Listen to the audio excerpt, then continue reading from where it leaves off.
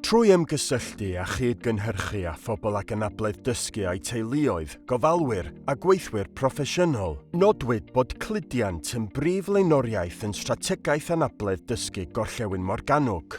Daeth pobl ac anableddau dysgu o bob rhan o ranbarth Gorllewin Morgannwg at ei gilydd yn ystod haf 2024 a gweithio gyda'r Gymdeithas Cludiant Cymunedol i gyd-gynhyrchu Siarter Teithio Anabledd Dysgu rhanbarthol. Fe wnaethon nhw ddefnyddio eu profiadau eu hunan o ddefnyddio cludiant gyhoeddus i ddatblygu sut olwg fyddai ar daith dda iddynt.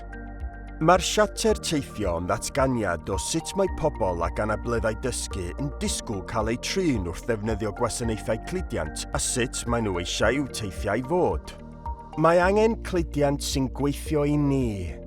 Mae hyn yn golygu bysiau a threnau sy'n hawdd eu defnyddio. Dylai amserlennu ac arwyddion fod yn glir ac yn syml.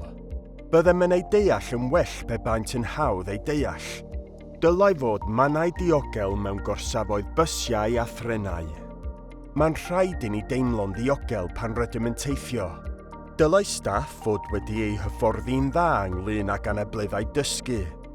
Byddai teithio'n haws os ydyn nhw'n gwybod sut i'n helpu ni.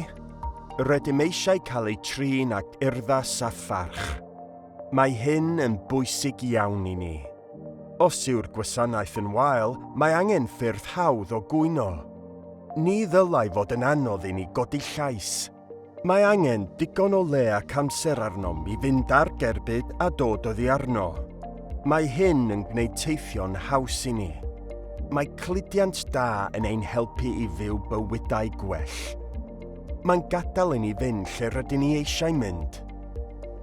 Gellir dod o hyd i'r Siarter Teithio Anabledd Dysgu a mwy o wybodaeth am y prosiect Cludiant Anabledd Dysgu ar wefan Partneriaeth Ranbarthol Gorllewin Morgannwg.